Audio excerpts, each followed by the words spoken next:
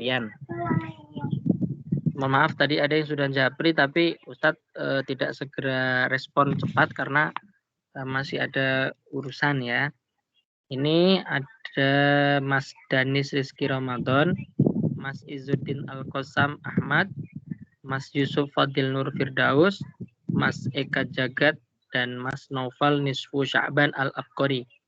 Nanti untuk kelima santri tersebut setelah selesai PABB yang belum menghubungi silakan menghubungi Ustadz Aryan.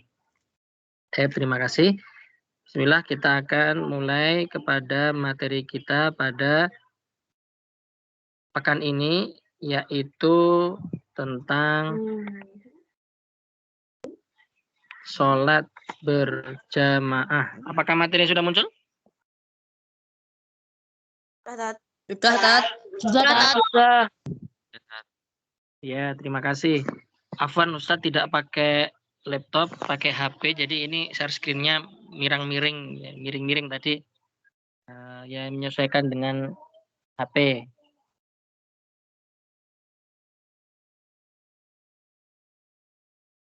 Sudah dikupas tuntas oleh Ustadz Putra hari Sabtu saat taskif.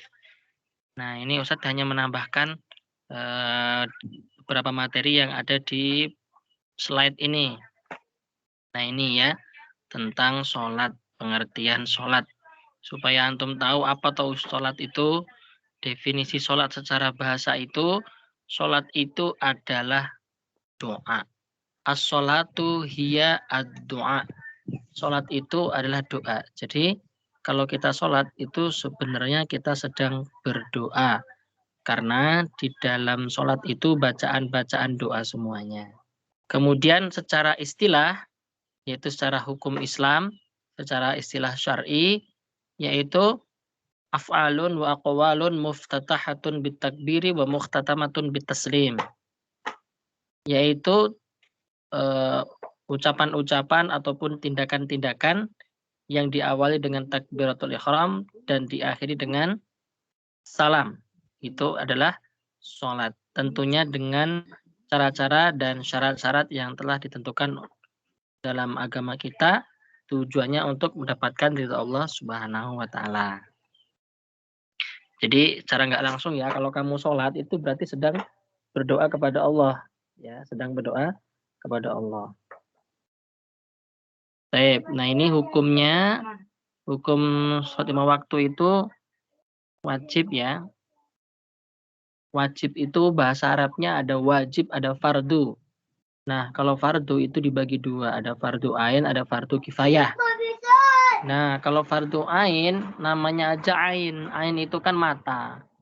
Maka setiap mata, maka setiap kepala, maka setiap orang, maka setiap individu, maka setiap manusia. Nah, berarti setiap jiwa itu namanya fardu ain. Itu berarti setiap jiwa itu dibebani untuk melakukan lima waktu. Satu lagi fardu kifayah. Fardu kifayah itu kewajiban apabila sudah dilakukan oleh sebagian yang lain, maka sudah gugur kewajibannya dan yang lainnya tidak perlu mengerjakan. Contoh, fardu kifayah itu seperti sholat jenazah. Kalau sholat jenazah itu sudah dilakukan oleh beberapa kaum muslimin, maka yang lain tidak mengerjakan tidak apa-apa. Karena sudah diwakili atau sudah digugurkan oleh yang lain. Tapi kalau fardu ain itu wajib bagi setiap mata. Maksudnya bagi setiap seseorang, bagi setiap manusia. Nah ini yang fardu ain itu yaitu sholat wajib 5 waktu. Perbedaan antara orang Islam dengan orang non-Islam itu ya terletak dari sholatnya. Kemudian syarat-syaratnya, nah ini sebenarnya pekan kemarin sudah Ustadz minta untuk baca loh ya. Jadi Ustadz tidak akan detail bahas one by one, satu persatu. Ingat juga waktu kita sangat terbatas. Nah ini syarat-syaratnya, tentunya orang Islam, kemudian sudah balik. Itu kok ada anak kecil belum balik dia sudah sholat, ya nggak apa-apa sebagai keteladanan bagi dia, latihan bagi dia gitu kan. Kemudian juga berakal sehat, tidak majnun, tidak crazy, melihat atau mendengar, dapat melihat jadi ya, dapat mendengar juga. Kemudian suci, maksudnya suci itu ya tidak haid ataupun tidak nifas bagi perempuan. Kemudian telah sampai ajaran Islam kepadanya. Ya contohnya orang yang mu'alaf gitu, misalkan dia baru masuk Islam, kemudian sudah diajarkan tentang sholat, ya maka dia harus wajib meninggalkan, wajib untuk melaksanakan sholat. Kemudian terjaga atau tidak tidur. Jadi kalau orang yang tidur ya nggak wajib sholat. Maksudnya orang yang sholat itu dia harus terjaga, nggak boleh sambil tiduran. Ngantuk subuh itu ya nggak boleh. Sholat sambil tidur nggak boleh. Kemudian syarat sahnya. Nah, namanya syarat sah itu berarti ya kudu harus dipenuhi syaratnya biar sah. Kalau syaratnya nggak terpenuhi ya nggak sah. Apa saja? Ya suci dari hadas, baik hadas kecil maupun besar. Kemudian suci badannya, pakaiannya, tempatnya, ya nutup aurat. Nutup aurat tuh gimana Ustadz? Ya nutup aurat kita kan dari udel kan dari pusar sampai ke apa namanya ini sampai ke dengkul. Nah, misalkan kamu cuma pakai sarung, yang penting nutupin pusar kamu sama dengkul kamu. Itu sudah menutup aurat sebenarnya. Cuma kalau dipakai buat sholat cocok enggak, pantas enggak menghadap Allah cuma kayak gitu kan. Dadanya buka gitu, nengok kelambi. Enggak Pak Ustadz, yang penting kan nutup aurat. Aurat saya kan tertutup. Iya, benar tutup aurat, tapi sopan enggak sama Gusti Allah? Misalkan kamu mau ketemu kepala sekolah di sini kayak gur nganggo sarung tok, sarungnya dibuntel-buntel ngono kayak penting nutupi udel karo sampai sampai apa namanya sampai. Nah, jadi kan nggak pantas gitu, apalagi menghadap Allah, maka dia harus lebih lebih rapi. Terus kemudian telah masuk waktu sholat. Telah masuk waktu sholat. Nek belum waktunya masuk ya jangan masuk dulu. Belum waktunya wis sholat dhisik ya rasa. Sekarang baru jam 10.15 kayak kamu, "Tat, saya mau ada acara ntar, Tat. Saya mau sholat duhur diawalkan." Ya nggak boleh. Ya karena dia belum masuk waktu sholatnya. Kemudian juga menghadap kiblat. Nah, kalau orang Indonesia kan kiblatnya barat barat laut ya, maksudnya agak condong ke barat laut gitu. Ya barat sama barat laut. Ya alhamdulillah di setiap negara itu sudah ada panduan-panduan dari Kementerian Agamanya atau dari pimpinan-pimpinan negara. Jadi kiblatnya di sana. Ya kalau orang Indonesia kan memang letaknya kan timurnya Saudi gitu. Jadi kalau kita ngadepnya ke barat. Nah, kalau negara-negara yang baratnya Saudi, ya maka mereka menghadapnya ke timur kiblatnya kan gitu. Nah, maka ya dari awal kan sudah niat usolli fardul zuhri arba'a rakatin mustaqbilal kiblah. Nah, itu menghadap ke kiblat. Ya, atau bacaan iftitah itu inni wajjahtu wajhiya lilladzi fataras samawati wal ard hanifah, ya kan? Sesungguhnya aku menghadapkan wajahku kepada zat yang penciptakan langit dan bumi. Ini termasuk kalau misalkan sholat dalam kendaraan, Pak, repot. Apakah di sini ada yang pernah sholat di dalam atau di atas kendaraan? Ada yang pernah? Pernah Ustaz. Pernah Ustaz. Nah, oke. Yang pernah nih, Ustaz juga pernah naik bis maupun naik kapal waktu nyebrang ke Sumatera pulang ke Lampung itu juga naik kapal laut toh. Kan bingung kiblatnya mana. Memang di dalam itu juga ada tulisan kiblat, tapi kan kadang naik mobil bis belok-belok gitu kan. Nah, itu gimana? Ya sudah. Yang penting dari awal kan sudah kita niat mustaqbilal kiblah, menghadap ke kiblat atau ini wajhatu wajhiyah. Atau di dalam Al-Qur'an itu juga Allah berfirman ainama tuwallu fasamma wajhullah. Mau kamu menghadap kemanapun pasti kamu ketemu Allah. Gitu kan? Jadi kita mau menghadap kemana saja, yang penting di awalnya itu sudah tanya dulu kiblatnya mana gitu kan. Pasti kita akan nyampe juga kepada Allah. Nah, ini jadi utamakan kalau kita sedang tidak safar, kita di sebuah tempat yang mukim gitu, ya udah kita cari kiblatnya mana begitu. Jadi menghadap kiblat. Ada juga rukun. Rukun itu sesuatu yang harus ada di dalam pekerjaan itu sendiri. Nah, sekarang kan sedang sholat, berarti rukun itu yang harus ada di dalam sholat. Kalau yang rukun ini tertinggal aja satu, maka nggak sah. Jadi rukun ke nek dibilang itu seperti tiang ya, tiang rumah. Jadi kalau misalkan omah ora nek tiang iki ya ambruk gitu kan. Apalagi ya, Islam itu kan rukun Islam atau rukun iman. Nah, itu kalau rukun-rukunnya itu nggak dipenuhi, ambruklah agama seseorang. Nah, ini sholat. Sholat pun juga punya rukun. Nek ditinggal si jiwa ya ora sah salate. Nggak sah sholatnya. Nah, pertama apa? Niat, kudu niat. Ya, ora kok langsung Allahu Akbar asal melok-melok aja. Enggak, harus ada kudu niat.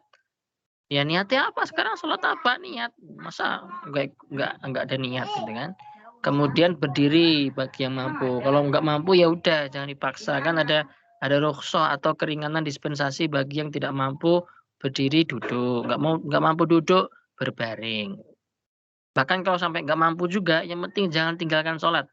Ya ada kok sebuah kisah itu kalau dia sakit parah, nggak bisa kemana-mana dan berbaring, bergerak aja nggak bisa, tetapi dia masih tetap melaksanakan sholat. Maka dengan apa?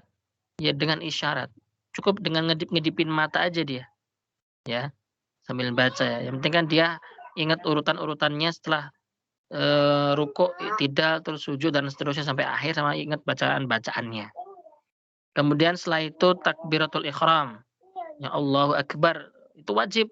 Takbiratul ihram pertama kali itu wajib. Ya. Misalkan kalian telat nih, masbuk.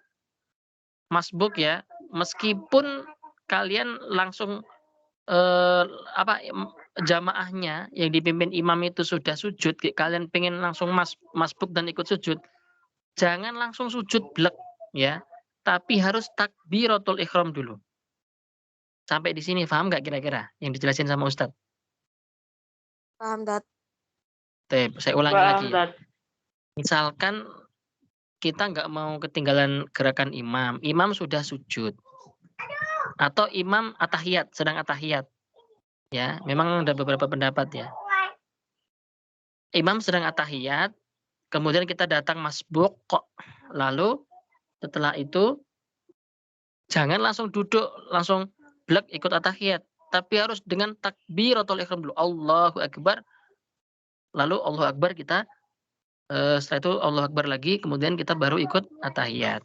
Itu yang pertama. Yang kedua tunggu sampai imamnya itu berdiri. Dan jamaah yang berdiri lalu baru ikut dari situ dari awal. Monggo pilih yang mana ya.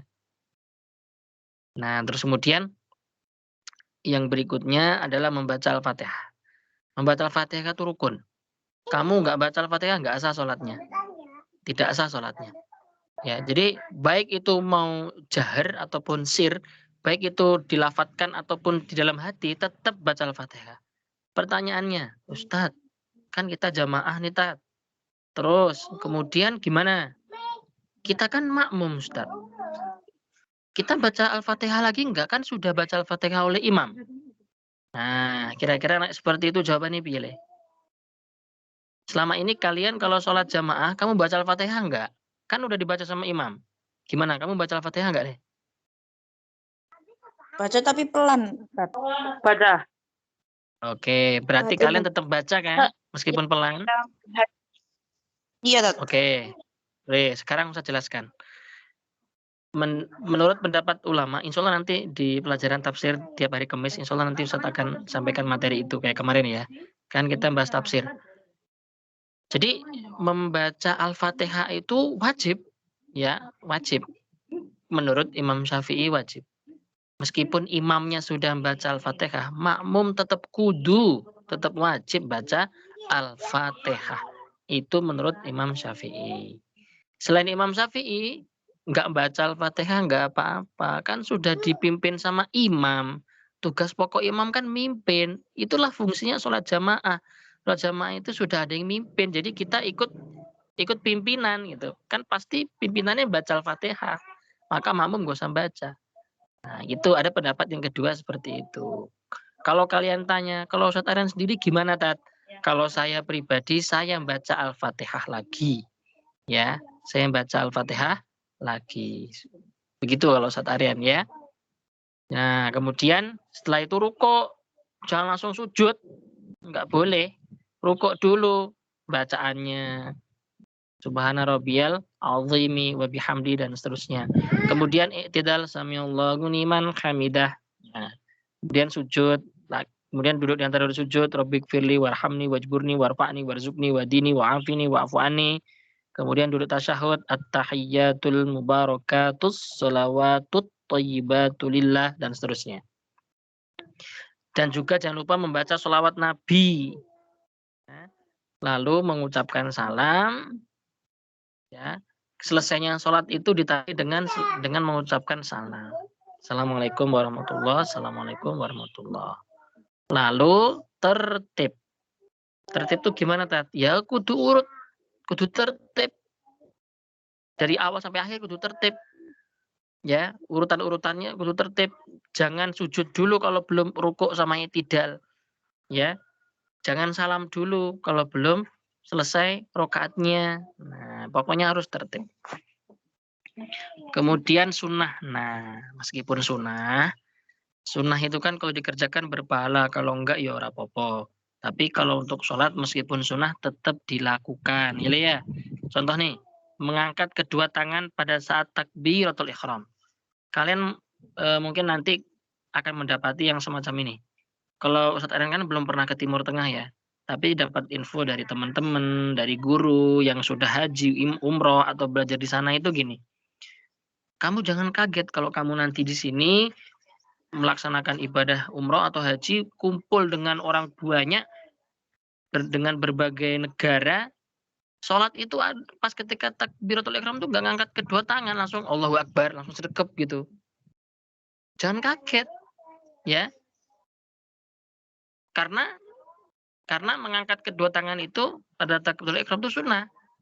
Ngerti-ngerti kamu, kok kamu tadi nggak apa takbir pas ketika takbiratul ihram kenapa kok nggak ngangkat tangan? Kan sunnah. Nah, gitu itu kan sunnah. Ya kalau saya sih tetaplah. Saya tetap ngangkat tangan saya meskipun sunnah kan saya pengen dapat pahala yang bonus gitu kan, bonus-bonusan paling banyak. Nah, ini juga sama begitu ya.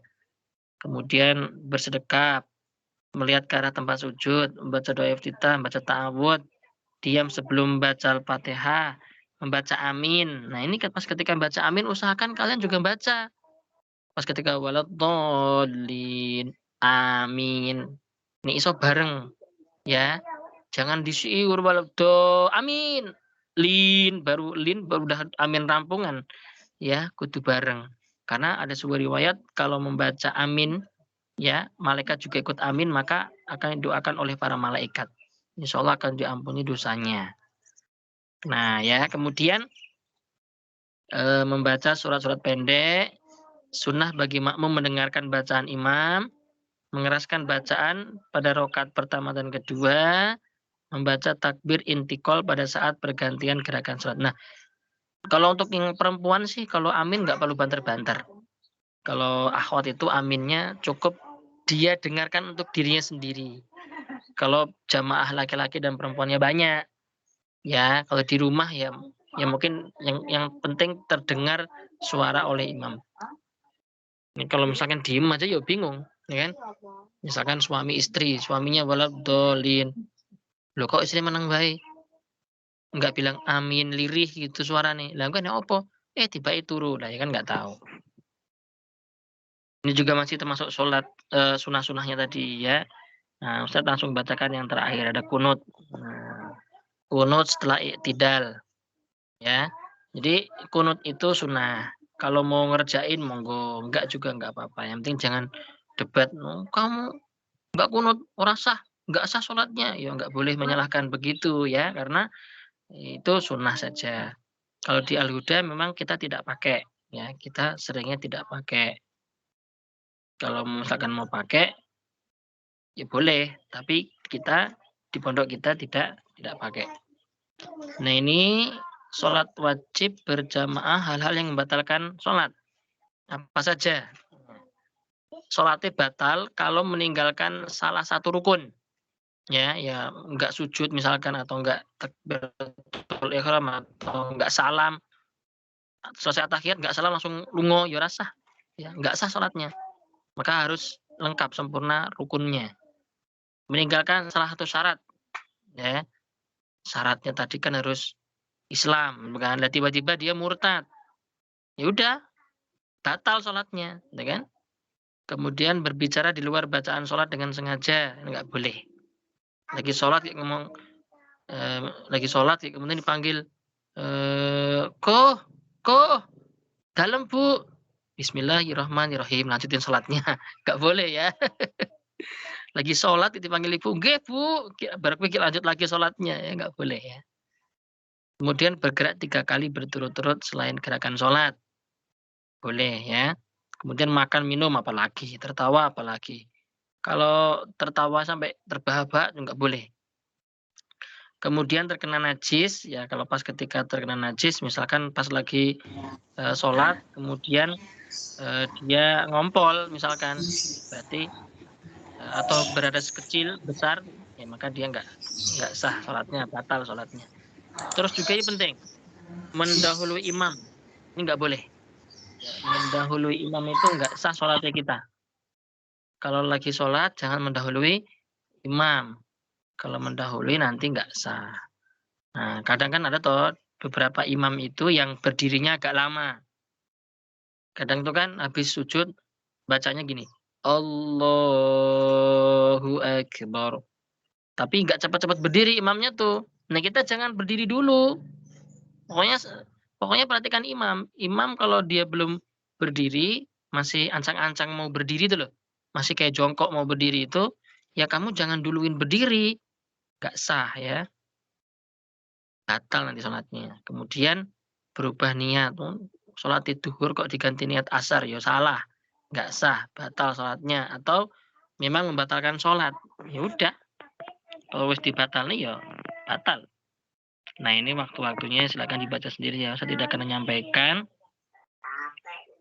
Ini praktek, nah ini praktek. Sebenarnya Ustadz ingin kalau udah luring nanti pengennya praktek sholat. Ustadz ingin mendengar bacaan-bacaan sholat kalian. Bagaimana bacaan takbiratul ihram, iftitah, ruku, i'tidal, sujud, tasyahud, duduk di antara sujud dan semuanya Ustadz pengen dengar bacaan ini. Jangan-jangan sudah satu SMP nggak tahu bacaan sholat lagi, nggak hafal. Ada yang belum hafal di sini? Insya Allah udah hafal semua ya bacaan sholat ya? Sudah hafal semua ya bacaan sholat ya? Halo? Sudah. Ustaz. Nah, kemudian kenapa toh kok kita tuh harus sholat? Penting ya harus sholat ya. Yang pertama, karena sholat itu adalah media kita berinteraksi dengan Allah. Kita komunikasi dengan Allah ya lewat sholat. Ya kan sekarang misalkan begini, kamu mengajak ngobrol dengan Allah. Kita nggak sedang sholat nih. Terus kamu celuk-celuk Allah sekarang. Ya Allah, ya kan? Beda kan? Tapi kalau kita sedang sholat, kita ritualnya tuh apa? Pelaksanaannya tuh memanggil Allahnya ya, berkomunikasi dengan Allahnya itu resmi, gitu loh. Kita komunikasi dengan Allahnya resmi, yaitu dengan melaksanakan sholat. Karena dari awal sampai akhir kita, dari setiap gerakan itu pasti ada bacaannya. Maka disitulah kita komunikasi dengan Allah melalui sholat. Kemudian tentrem, ya. Kalau orang yang rajin sholat, ya sholat itu akan menjadikan tentrem atine. Tapi kalau nggak sholat, pasti dia akan merasakan nggak tentrem. Contohnya, jam 10 malam kok gelisah ya dia. Keluntang-keluntung, neng dhuwur kasur, buka HP, ngalor ngidul yang kamar, terus kemudian yang dapur karo ngombe. Ya jene iki aku kira rasa turu iki nyopo iki? Oh dieling-eling ya Allah kurung isya gitu tibake. Nah, ternyata dia nggak tenang hatinya tuh karena belum sholat. Jadi kamu harus dari sejak sekarang itu menimbulkan rasa-rasa semacam ini. Kalau kamu belum sholat, kamu harus merasa gelisah. Ya, jadi ketika sudah sholat, kamu tenang. Ya Allah, alhamdulillah, aku sholat. Ya Allah, terimalah sholatku. Tapi ini urung sholat, kamu harus mewujudkan rasa bersalah kepada Allah. Jadi hatimu nggak tentrem, hatimu nggak tenang. Kamu harus berpikir seperti itu mulai sekarang. Meskipun masih kecil kelas 7, tapi harus berusaha. Ya Allah, aku mau urung duhur teh. Aku ora penak iki perasaanku. Duhur sik. Nah, nek wis bar duhur kan tenang. Atau misalkan kita dalam perjalanan. Sik lo, istirahat dulu, sholat dulu. Engko nek sholat kita lanjutkan lagi perjalanan kita. Engko lek tenang gitu. Jadi kadang tuh orang begitu, maghrib pengen istirahat. Istirahat dulu, sholat dulu. Enak toh saiki nek wis sholat kita tenang toh mau ngapa-ngapain. Nah, kan gitu. Itu wujudkan sejak sekarang ya. Kemudian sholat itu mencegah perbuatan keji dan munkar. Pripun maksudnya? Gini contohnya. Mosok aku ke sholat, mosok aku ke maksiat. Kayaknya ora pantes deh gitu. Mosok aku kan sholat, mosok aku mencuri, nggak pantes deh. Jadi nanti sholat itu akan menjadi rem yang pakem bagi kalian kalau mau nakal. Ya, aku kan rajin sholat. Mosok aku ora mlebu sekolah, isin aku. Nah, jadi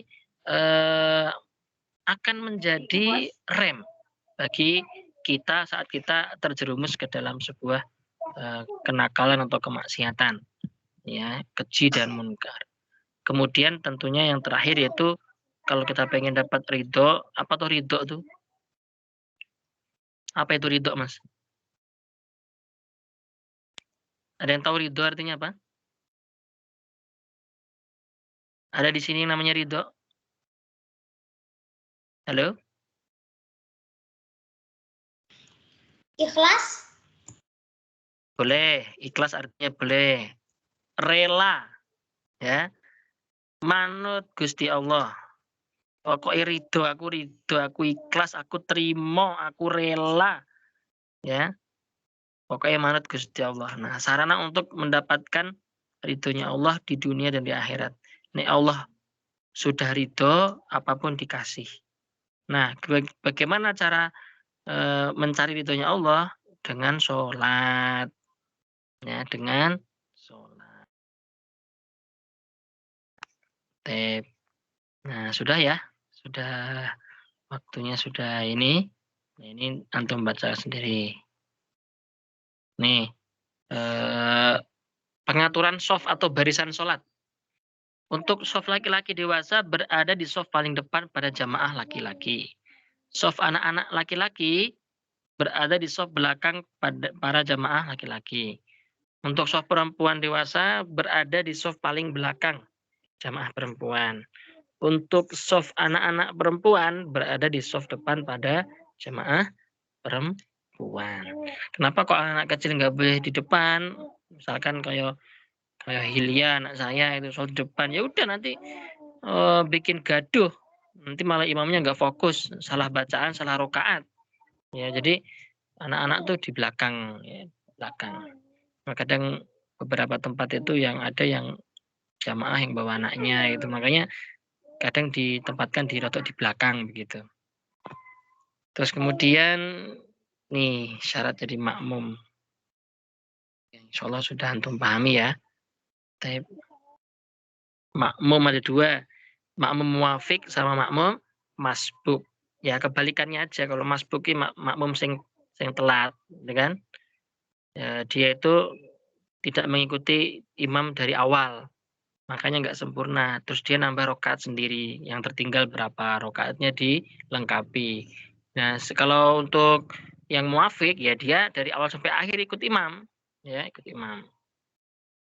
Ini prakteknya nanti silakan dipraktekkan di rumah ya. Udah sholat sendiri-sendiri ya. Maksudnya udah besar udah bisa. Saat jamaah gitu ya.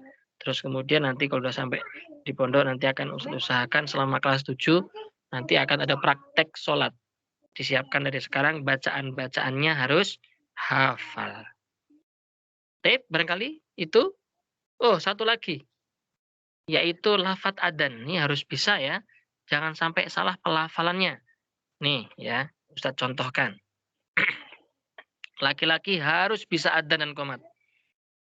Laki-laki nggak bisa adzan, nggak bisa qomat, jebur aja ke laut. Ya, kata Menteri Susi, tenggelamkan.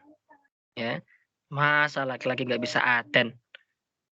Ya, harus bisa adzan. Jadi tugasnya laki-laki harus bisa adzan. Oke lah, nanti kalau udah sampai pondok, Ustadz cek satu persatu harus bisa adzan.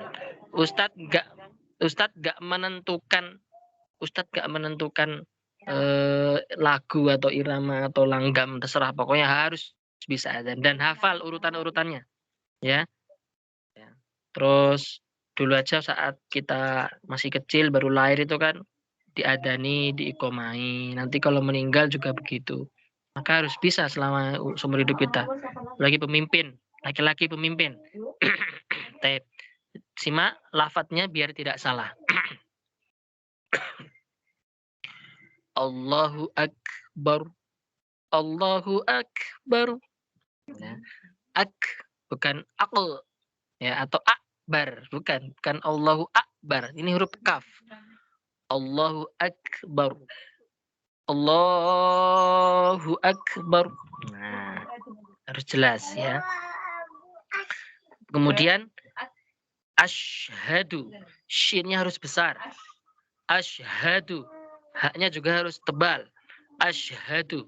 Bukan ashadu. Nah, harus tebal. Asyhadu Allah. Loh, itu kan an. Kok dibaca Allah? Karena nun sukun bertemu dengan lam itu idgham bila guna. Jadi nunnya langsung dimasukkan ke huruf lam. Asyhadu alla ilaha illallah. Kan? Asyhadu alla ilaha illallah. Illallah ada tasdidnya. Asyhadu alla ilaha illallah. Harus cetok ya tasdidnya. Kemudian baca dua kali ya, tapi Ustadz baca sekali aja untuk latihan. Asyhadu anna ada tasdidnya, dengung. Asyhadu anna Muhammadar Muhammadah bertemu dengan Rasulullah. Muhammadar Rasulullah.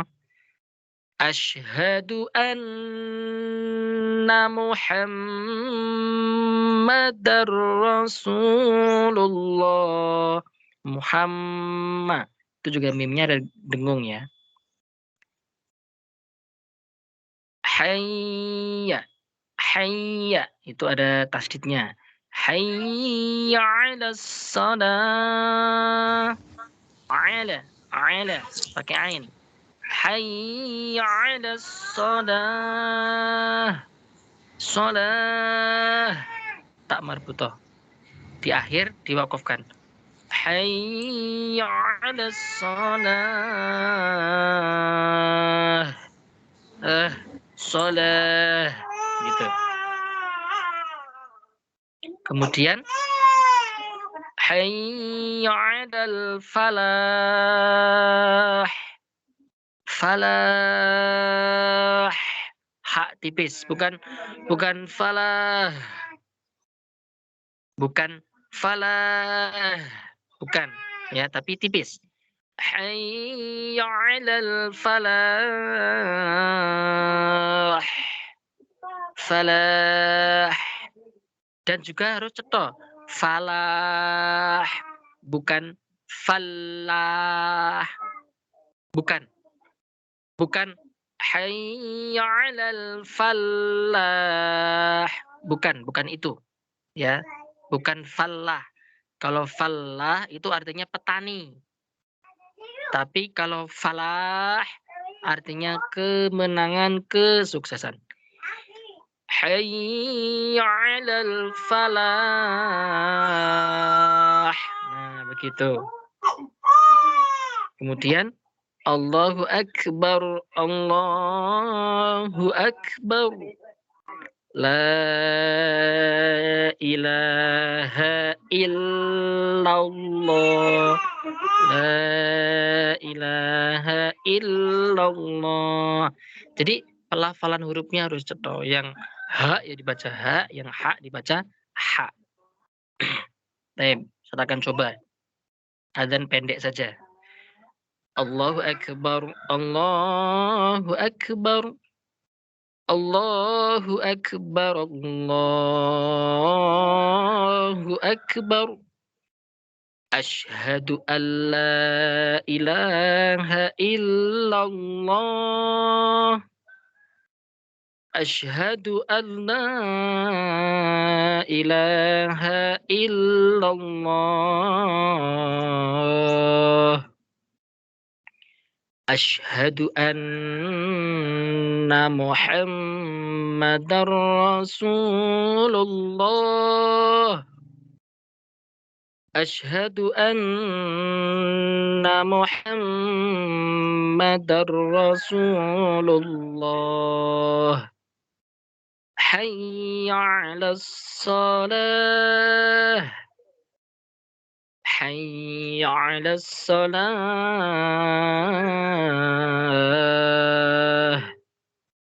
Hayya 'alal falah.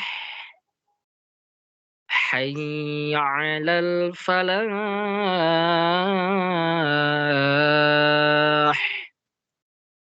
Allahu Akbar, Allahu Akbar. La ilaha illallah. Nah itu, jadi laki-laki harus bisa adzan dan harus betul bacaannya. Terus iqamat. Allahu Akbar, Allahu Akbar. Asyhadu an la ilaha illallah.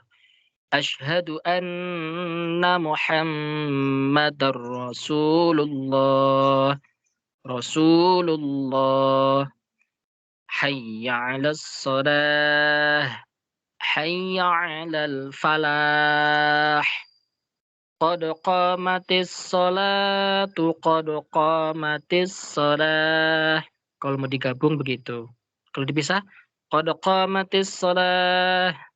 Qad qamatis shalah. Kalau digabung harus dibaca cetha.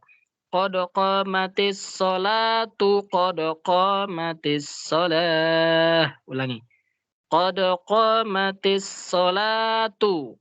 Ya, bukan sholati. Kadang Ustaz masih masih dengar ada yang bacanya sholati. Qad qamatis sholatu, qad qamatis shalah. Allahu Akbar, Allahu Akbar. La ilaha illallah. Nah, jadi tugasnya secara mandiri nanti kalau udah di pondok Ustadz akan tagih bacaan sholat dan bacaan lafadz adzan serta iqamat harus bisa. Terima kasih. Barangkali demikian yang bisa disampaikan. Silakan. Jika ada yang mau ditanyakan, dipersilakan.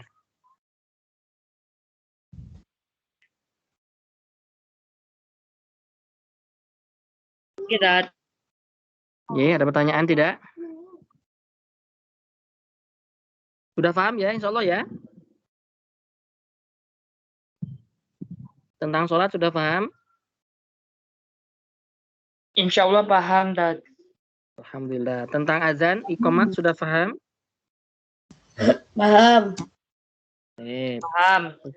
Ya, usahakan bisa. Laki-laki harus bisa. Azan, iqamat.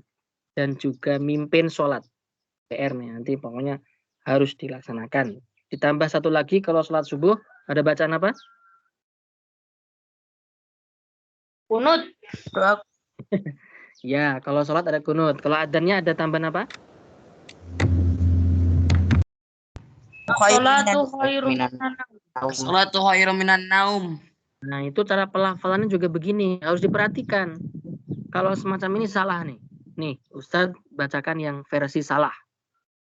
As-salatu khairum minan naum. Naumnya panjang, salah ya. Sholat lebih baik daripada tidur. Jadi yang benar, as-salatu khairum minan naum. Minan naum. Secukupnya aja. Atau minan naum. Jadi tidak perlu panjang-panjang. Paham ya? Paham, Dad? Kalau sudah tidak ditanyakan, ini sudah jam 11 kurang. Pas ya waktunya ya, selesai ya. Tidak ada yang tanyakan. Yang sampaikan, saya cukupkan sekian. Jangan lupa nanti ada Mas Danis Rizky, Mas Izzuddin Al-Qasam, Mas Yusuf Fadil, Mas Eka Jagat, dan Mas Naufal Nisfu Sya'ban. Hubungi Ustadz Aryan, ada sesuatu. Terima kasih. Kita akhiri dan kita tutup dengan bersama-sama baca Alhamdulillah dan doa kafaratul majlis. Alhamdulillahirabbil alamin. Subhanallah wa bihamdika asyhadu alla ilaha illa anta astaghfiruka wa atubu ilaik. Terima kasih atas kehadiran dan perhatiannya. Sukses selalu. Kita doakan untuk antum semuanya. Anak kelas 7. Wabillahi taufiq wal hidayah. Walafu minkum. Assalamualaikum warahmatullahi wabarakatuh. Waalaikumsalam Waalaikumsalam warahmatullahi wabarakatuh.